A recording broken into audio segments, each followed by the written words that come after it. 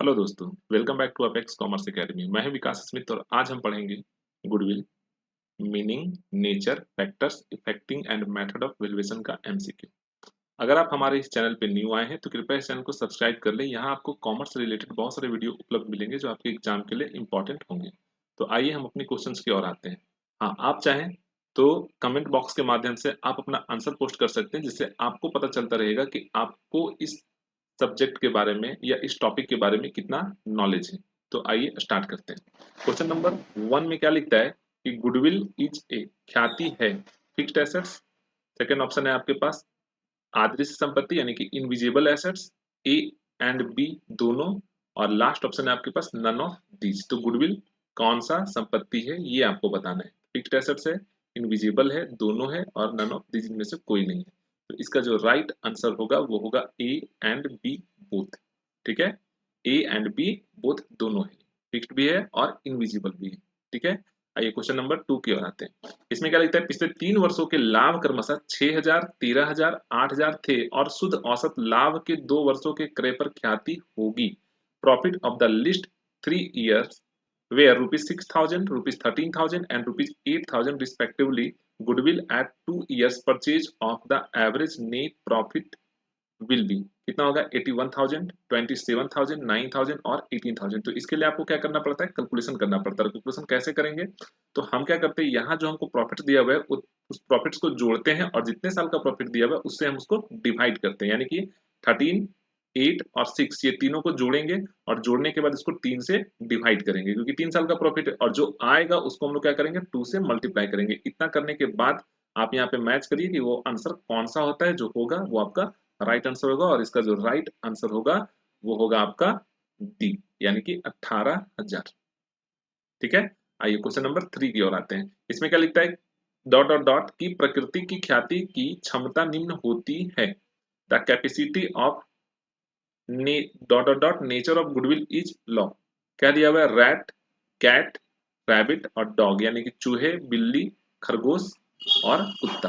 तो ये किस प्रकार का है, प्रकृति की क्षमता वाली होती है, तो ये आपको बताना है। तो इसका जो राइट आंसर होगा वो होगा आपका रैबिट यानी कि खरगोश। ठीक है,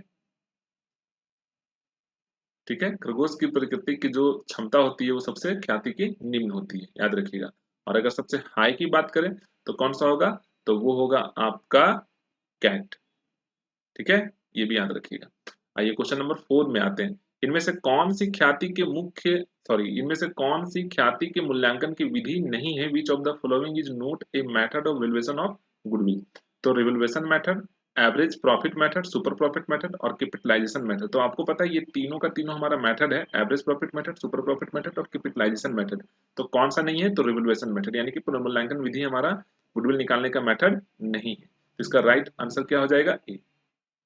ठीक है, क्वेश्चन नंबर 5 की ओर आते हैं। इसमें क्या लिखता है, ख्याति एक डॉट डॉट डॉट संपत्ति है, goodwill is a dot dot dot assets. किस प्रकार का एसेट्स है, तो व्यर्थ, यूजलेस, टेंजिबल यानी कि मूर्त, वर्थलेस यानी कि मूल्य रहित और मूल्यवान यानी कि वैल्यूएबल। तो इसका जो राइट आंसर होगा वो होगा आपका टेंजिबल यानी कि मूर्त संपत्ति। ठीक है, आइए क्वेश्चन नंबर 6 में आते हैं। इसमें क्या लिखता है, अधिलाभ से आप क्या समझते हैं, what do you mean by super profit. First option आपके पास है कुल लाभ बटा वर्षों की संख्या, total profit by number of years, औसत लाभ माइनस सामान्य लाभ यानी कि average profit minus normal profit, भारित लाभ बटा क्रय वर्षों की संख्या यानी कि वेटेड प्रॉफिट बटा नंबर्स ऑफ ईयर परचेज और नन ऑफ दीज। तो इसका राइट आंसर कौन सा होगा, तो इसका राइट आंसर होगा average profit minus normal profit. आप फॉर्मूला देखे होंगे तो आपको ये बात पता होगा। ठीक है, आइए क्वेश्चन नंबर 7 की ओर आते हैं। इसमें क्या लिखता है, व्यवसाय की प्रसिद्धि के मौद्रिक मूल्य को कहते हैं the monetary value of reputation of the business is called goodwill, super profit, surplus और एबनॉर्मल प्रॉफिट। तो इसका राइट आंसर होगा गुडविल यानी कि ख्याति।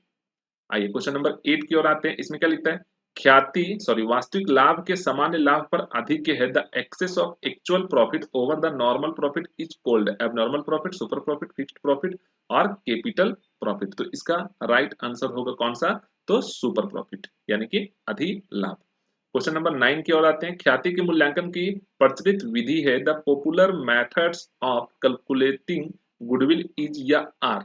Average profit method, super profit method, capitalisation of profit method और ऑल ऑफ दीज। तो इसका राइट आंसर क्या होगा ये आपको बताना है, तो इसका राइट आंसर होगा ऑल ऑफ दीज। ठीक है, आइए क्वेश्चन नंबर 10 में आते हैं। इसमें क्या लिखता है, goodwill is an, goodwill is a या एन टेंजिबल एसेट्स यानी कि मूर्त संपत्ति, इंटेंजिबल एसेट्स यानी कि अमूर्त संपत्ति और करंट एसेट्स यानी कि चालू संपत्ति। तो इसका राइट आंसर क्या होगा, तो इसका राइट आंसर होगा टेंजिबल एसेट्स। क्या होगा, tangible assets, sorry sorry sorry, intangible assets, है ना, क्योंकि ना इसको आप देख सकते हैं ना ही छू सकते हैं, केवल क्या कर सकते हैं, इसको फील कर सकते हैं, अनुभव कर सकते हैं। तो इसका राइट आंसर होगा इनटेंजिबल एसेट्स। अच्छा, पिछला क्वेश्चन में भी हम लोग यहाँ पे गड़बड़ कुछ बताए हैं क्या, यहाँ पे टेंजिबल हम बोले थे, है ना, तो इसका जो राइट आंसर होगा वो होगा आपका वैल्यू, मूल्यवान। इसका राइट आंसर क्या होगा, मूल्यवान, डी। ये याद रखिए, इसका करेक्शन कर लीजिएगा, ठीक है। आइए क्वेश्चन नंबर 11 में आते हैं। सामान्य लाभ पर औसत लाभ का अधिक कहलाता है। The excess of average profit over the normal profit is called super profit, fixed profit, abnormal profit और नॉर्मल प्रॉफिट। तो इसका राइट आंसर होगा सुपर प्रॉफिट। क्या होगा, सुपर प्रॉफिट। 12 नंबर क्वेश्चन पे क्या लिखता है, एक व्यवसाय में विनियोजित पूंजी 1,50,000 रुपए, लाभ 50,000 रुपए और सामान्य लाभ की दर 20%। पूंजीकरण विधि से ख्याति की राशि होगी, देखिए, capital employed in a businesses is rupees 1,50,000, profit are 50,000 and normal rate of return is 20%. The amount of goodwill as per capitalization method will be, कितना हो जाएगा, 2 lakhs, 1,50,000, 3 lakhs और 1 lakhs। तो इसका राइट आंसर होगा, इसको भी आपको कैलकुलेट करना पड़ेगा, है ना। तो इसका जो राइट आंसर होगा वो होगा आपका डी यानी कि 1 लाख। आइए क्वेश्चन नंबर 13 की ओर आते हैं।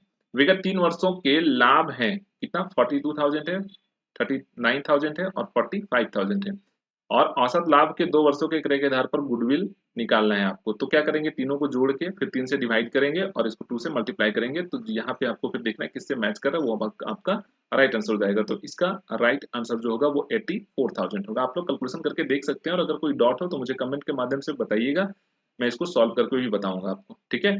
आइए क्वेश्चन नंबर 14 की ओर आते हैं। दिखता है, औसत लाभ आधार के अंतर्गत ख्याति की गणना की जाती है। Under average profit basis goodwill is calculated by, खरीदे गए वर्षों की संख्या इंटू ये औसत लाभ यानी कि number of year purchase into average profit, खरीदे गए वर्षों की संख्या इंटू अधिलाभ यानी कि number of year purchase into super profit, और अतिलाभ बट्टा प्रत्याशित लाभ की प्रतिशत दर यानी कि सुपर प्रॉफिट बटा एक्सपेक्टेड रेट ऑफ रिटर्न और नन ऑफ दीज। तो इसका राइट आंसर होगा number of year purchase into average profit यानी कि ए नंबर।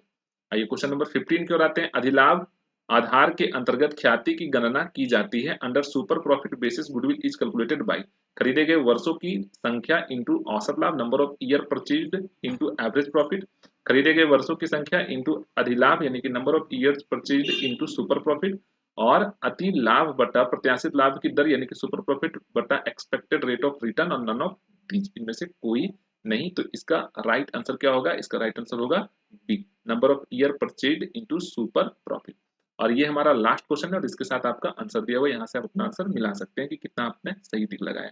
तो लास्ट क्वेश्चन क्या बोलता है, ख्याति की गणना का भरित औसत लाभ विधि का प्रयोग किया जाता है जब weighted average method of calculating goodwill is issued when profit is equal, profit has increasing trend और प्रॉफिट हैज डिक्रीजिंग ट्रेंड, और ए एंड बी दोनों। तो इसका राइट आंसर आपके सामने भी दिया हुआ है, इसका राइट आंसर क्या होगा, डी। ठीक है, तो यहाँ हम लोग देख चुके हैं 1 से लेकर 16 तक का क्वेश्चन गुडविल का। अगर आपको ये वीडियो अच्छा लग रहा हो, इसके पहले भी एक वीडियो अपलोड है, आप वहां देख सकते हैं। वो था आपका ये बेसिक का फंडामेंटल, ठीक है। तो अगर ये वीडियो आपको अच्छा लग रहा है तो आप अपने दोस्तों के साथ शेयर करिए, सब्सक्राइब करिए, लाइक करिए और अपना फीडबैक जरूर दीजिए, क्योंकि इससे क्या होता है ना कि कोई भी यूट्यूबर हो उसको मोटिवेशन मिलता है, और फिर क्या करते हैं वो कि आपके लिए अच्छे अच्छे वीडियो और लेकर आते हैं। तो धन्यवाद, आज यही क्लासेस समाप्त करते हैं।